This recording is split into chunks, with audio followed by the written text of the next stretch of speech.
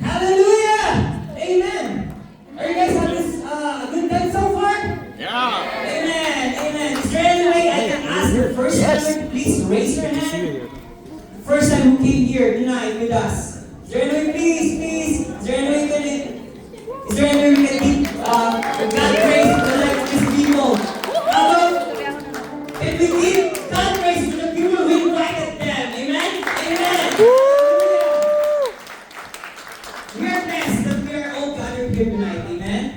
It's so nice to praise and worship our living God. Amen? Because Jesus is alive. Amen? Amen. So, alright. Have you guys ever thought what is life? Amen? But by the way, I will have 3 questions here. First is, what is life?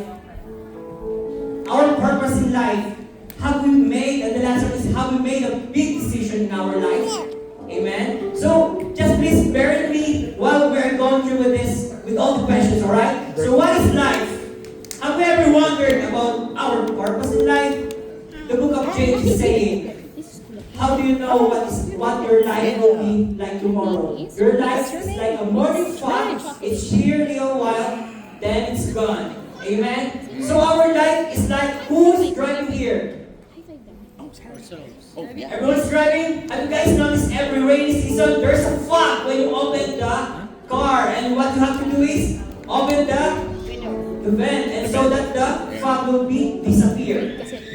Let me have this kind of illustration. Just imagine, bear with me, this is your life. These are the days and the years. Well, no.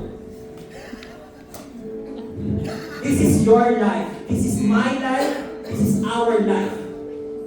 Alright? Maybe this point, this is the moment that we born, our parents are so happy. This moment here, our first time in school, right? How about here? We met our first crush in the school. Have you guys seen that? Amen. How about here? We graduated. Amen. So finally, we're gonna get out to our parents, right? So how about here? In this time, we met our partner. And eventually, we got married, have kids. Alright? Amen. Praise God. How about in this moment, that this is where we will retire and enjoy life. But you know, guys, the reality is we do not know until when we will be here. Or this is just how short our life is, right? Compared to eternity. Amen? This is our life. Our life doesn't end here on earth. There will be something like an eternal life that will continue.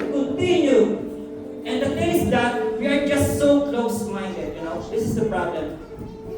It's our choice whether we are going to choose the life of suffering or a life with God. Amen? Just imagine this, how short our life is compared to eternity, right?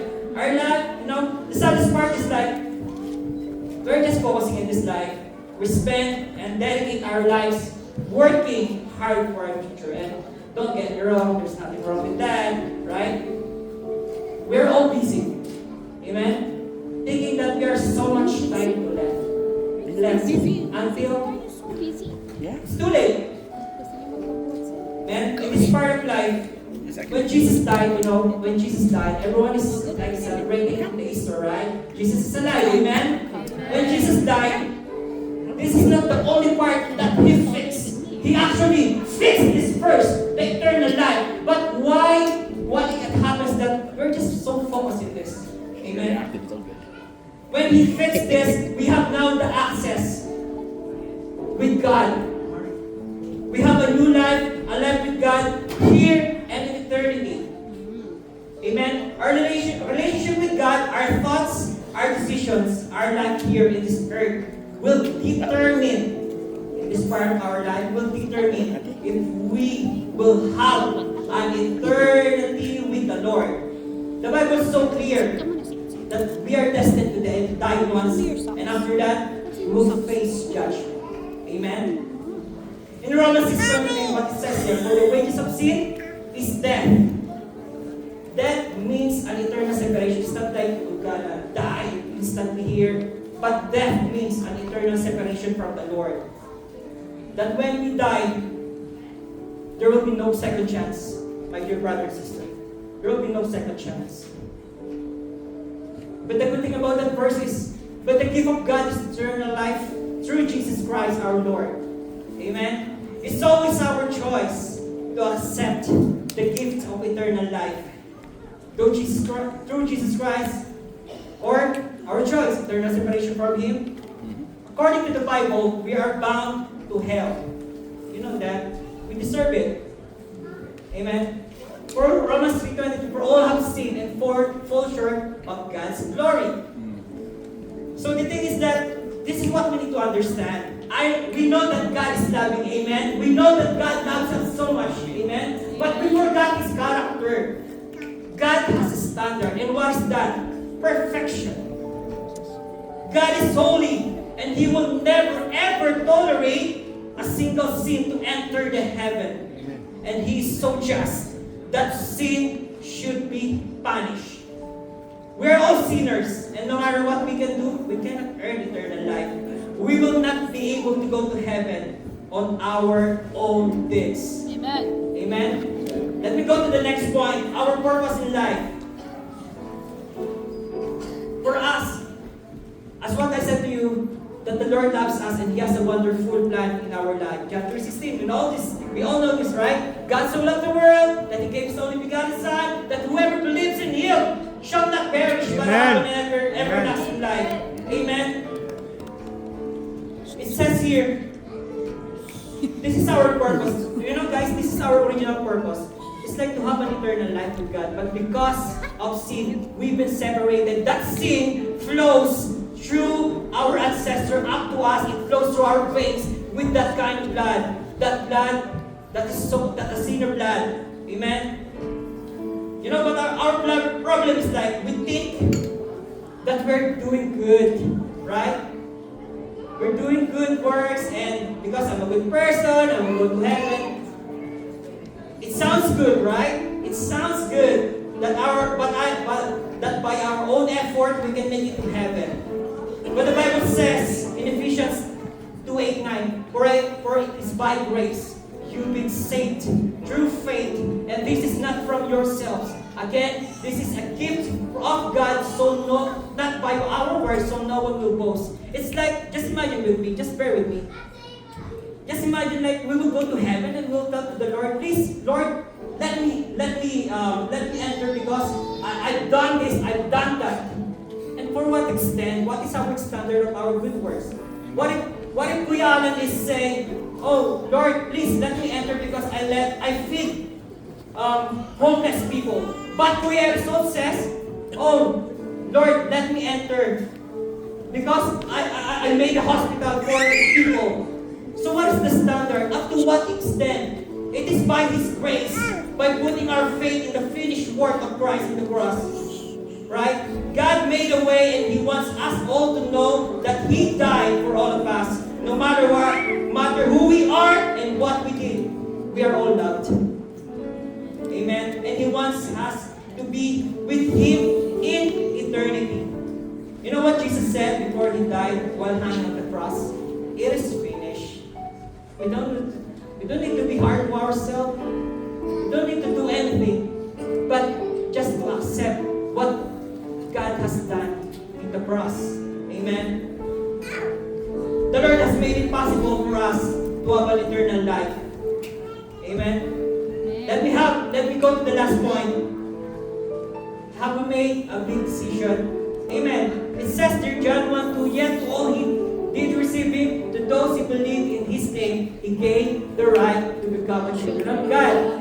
John 14:6, Jesus said, I am the way, the truth, the life. No one comes to the Father except through me. Is there any other way? No, Jesus said He's the only way. That if you declare with your mouth that Jesus is Lord, and believe in your heart that God raised Him from the dead, what will happen? We will be saved. Amen. Again, you don't know guys if nandito ka na, or we are here already, or we're here sa end of our life. No one knows it, right? Only God knows. Right? it's still our decision. It's our call tonight. God gave us the free will. Di niya tayo kinuha to become a robot, but He gave us the free will. That once we hear yung ginawa niya, what He done in the cross 2,000 years ago, we will be able to realize that He loves us so much. Amen? That tonight, we just have to believe and surrender our life to Him. What will be our response tonight? Number one is like genuine repentance. It's a genuine. Amen? Accept Him as our Lord and Savior. And then as He surrender to His Lordship, that from now on, we will not be the one who's gonna drive sa life natin, but God is the one who's gonna drive our life. We're gonna sit sa passenger seat lamang. Amen?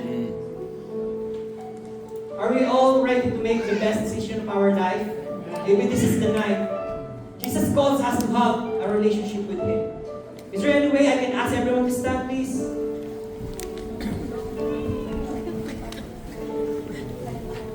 Have you guys ever received a gift? To a special someone? Amen? Is there any way that I can ask everyone to please raise our hands?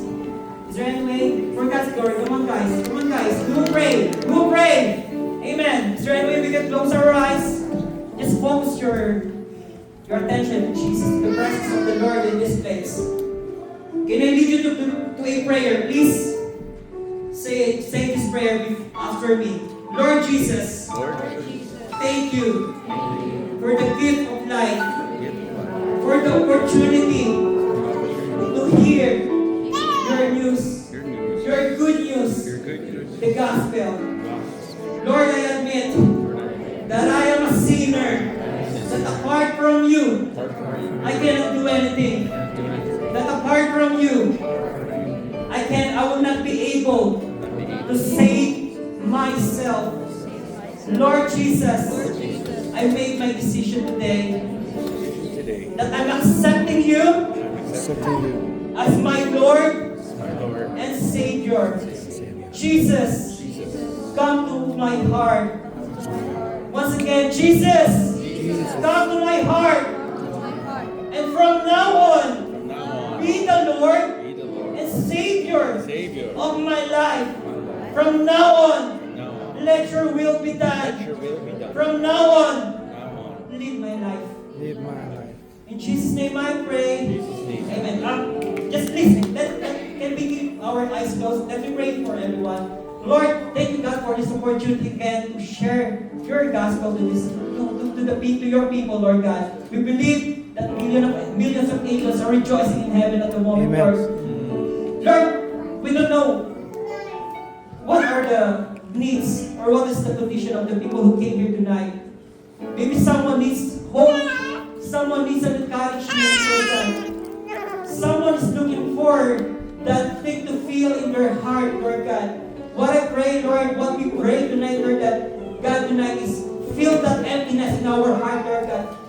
That from now on, Lord, we will just follow you and we will surrender to your Lordship. That from now on, from this day forward, Lord God, we will serve you. Thank you, God, for loving us. Thank you, God, for this opportunity, Lord, that you have given us to praise and worship you in this place. To you, all the praises and honor. In Jesus' name we pray. Amen. Amen. Amen.